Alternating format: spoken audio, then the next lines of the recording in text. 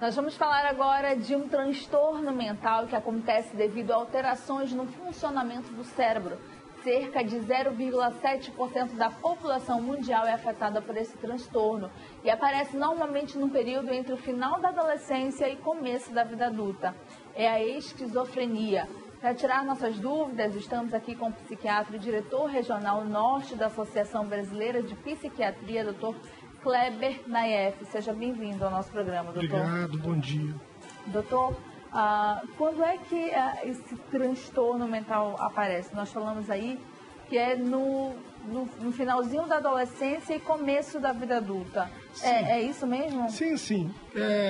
80% dos casos vão começar entre 15 e 30 anos de idade, sendo que nos homens tem uma tendência a começar mais cedo e nas mulheres um pouquinho mais tarde. E temos aí uns 10% que vão começar na infância ou depois dos 30 anos de idade. Doutor, nessa introdução a gente falou um pouquinho sobre o que é, mas eu queria aprofundar com o senhor. O que é, de fato, a esquizofrenia? Sim. É um transtorno mental inerente ao ser humano que existe, independentemente da cultura, da raça, da classe socioeconômica, e que sempre existiu desde que existe o homem. Então, o que ocorre? Por volta da adolescência, que é o mais comum, começam a surgir os sintomas que a gente chama de prodrômicos, ou seja, aqueles que vão vir antes da doença mostrar toda a sua cara, toda a sua expressão. Então, começa geralmente com isolamento social, com um negativismo, com perda de interesse nas coisas e com diminuição da expressão do afeto, de olhar nos olhos enquanto está conversando. E depois disso começam os chamados sintomas positivos, que são os delírios, sendo religioso e o de perseguição, de se sentir perseguido, os dois delírios mais comuns, mas existem outros. As alucinações auditivas, que o indivíduo escuta vozes, escuta como a senhora até escuta as vozes de qualquer pessoa. E, inclusive, muitos deles têm dificuldades de diferenciar as vozes alucinadas, produzidas dentro de sua mente, daquelas do mundo da realidade. E eles podem perder a lógica, ter sintomas motores e esses sintomas de isolamento se tornarem proeminentes. Doutor, e o que causa? Pode ser genético? É a predisposição genética junto com fatores do meio. Aí nós temos os estresses, o contexto psicossocial onde o indivíduo está inserido, que pode diminuir a chance da expressão da doença ou pode, através do quanto mais estresse, maior a chance de crise. Entendi. Doutor, como é que nós da família podemos ajudar? Quando aparecem esses sintomas, então, na pessoa, a gente já pode observar que há algo diferente e já levar diretamente a um psiquiatra? Sim, veja, geralmente o primeiro atendimento, ele se dá numa crise, porque é uma doença de crises.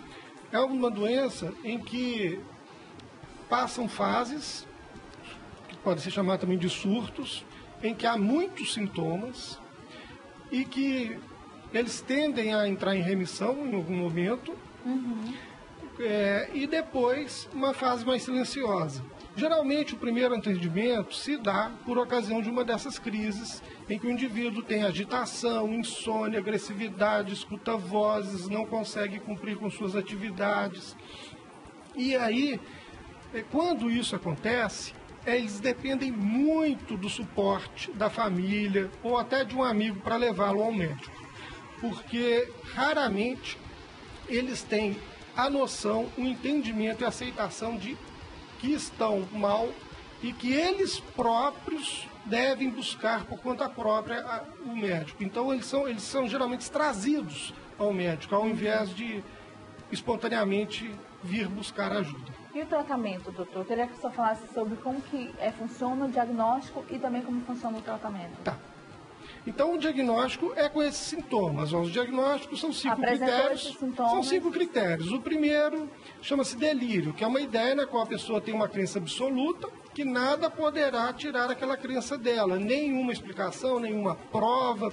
É uma ideia, por exemplo, de se sentir de que está perseguido por alguém ou alguma coisa que exista nesse mundo, ou do mundo espiritual que ele acredite, ou questões religiosas, ou outros tipos de delírios menos comuns. Então tem que ter delírio ou as alucinações auditivas de vozes que comentam suas ações, dão ordens de faça aquilo, geralmente são ordens de fazer agressão, quebrar, destruir. Tem graus, doutor, como é o caso do autismo, por exemplo? Grau 1, grau 2, grau 3? Tem, mas a forma melhor de avaliar é o seguinte: se tem ou não condição de trabalho, se tem ou não condição de estudo, se tem ou não condição de vida independente, sem precisar de que outro esteja olhando e tomando conta, digamos assim, né? Então, um terço dos pacientes não terão capacidade de trabalho. De jeito nenhum, mesmo tratando. Por isso é uma doença grave mesmo. Um terço deles não vão ter condição de trabalhar com nada. Mesmo se tratando, doutor? Mesmo se tratando, um terço é assim. Agora vamos para os outros 2 terços. Tem um terço intermediário que, com o tratamento, ele terá uma capacidade de trabalho e estudo, mas ainda assim, ocasionalmente, vai vir uma crise que vai tirar dele toda essa capacidade e vai precisar de ficar afastado um tempo, 1 mês, 2 meses, 3 meses, algum tempo, até se recuperar e voltar para as suas atividades.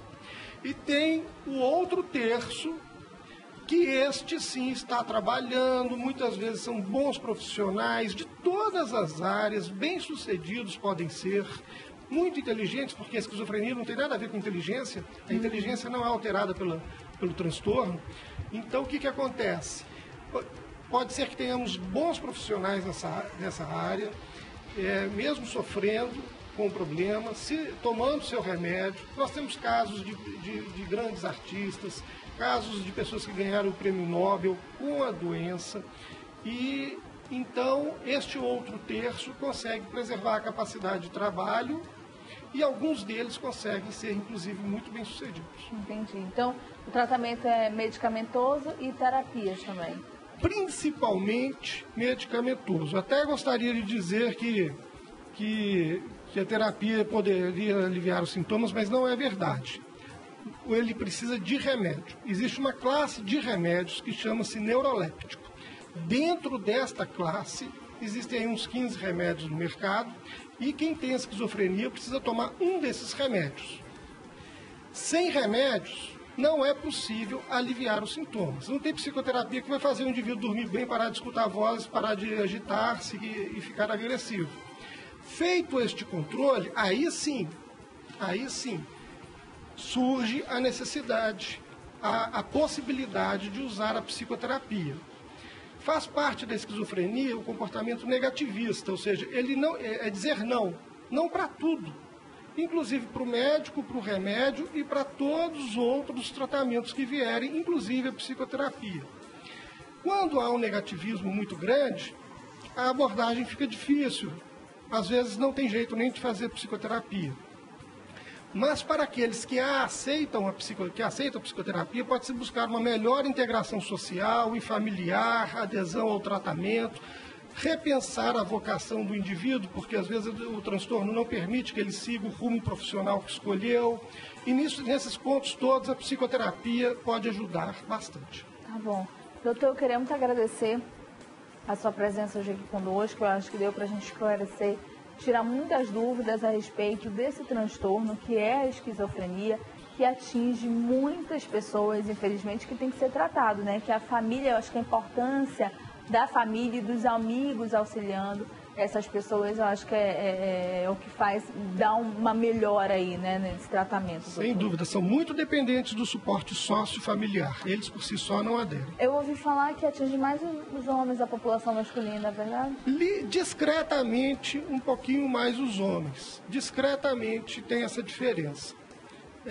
Há dados de populações em que atinge igual e há dados em que mostram que tem mais homens em países diferentes. Na região norte do Brasil, nunca tivemos um levantamento da nossa população com essa etnia e essa cultura, nunca houve um levantamento estatístico. Então a gente não tem como afirmar, tipo, pessoas da raça tal, o transtorno ele não escolhe crença, raça, ou a gente tem como fazer um estatístico, um levantamento? A grosso modo, a gente diria que é muito parecida no mundo inteiro a epidemiologia, ou seja, a forma como se apresenta. Mas quando são feitos estudos localizados com raça, etnias, culturas, verificou-se o aumento em alguns locais. Por exemplo, na Inglaterra, na Holanda, eles fazem a comparação de seus próprios cidadãos de origem daqueles imigrantes e percebem que imigrantes do Caribe, da África, têm, mesmo após a segunda geração, índices de esquizofrenia maior do que aqueles que eles já têm lá. Então eles compararam isso e eles descrevem como diferente na apresentação racial. Entendi. E pode aparecer depois da depressão? A depressão? São problemas diferentes. Uma coisa não exclui a outra. Quem tem esquizofrenia pode ter depressão a qualquer momento. E quem tem depressão não quer dizer que vai ter esquizofrenia. Depressão é uma coisa muito mais comum que a esquizofrenia. Tem aí, vamos por aí, 6 a 7% da humanidade com a depressão. E é uma coisa transitória que tem cura em quase todos os casos. 90% tem cura. E uns 10% fica repetindo muitas vezes. Entendi. Então, são problemas diferentes que podem estar juntos ou separados. E são tratamentos diferentes. Doutor, mais uma vez, muito obrigada, tá? Estou às ordens. Obrigado a você. Doutor Kleber Naef, lhe encontram nas redes sociais ou só quer deixar algum número para contato? De fato, eu tenho Facebook e tem o WhatsApp também, é o 929-8829-9609. Tudo bem, obrigada, doutor, mais uma vez. Nós vamos seguindo para um intervalo comercial e daqui a pouco aos estudantes de comunicação e jornalismo fiquem de olho que vamos falar sobre o Intercom. Daqui a pouquinho.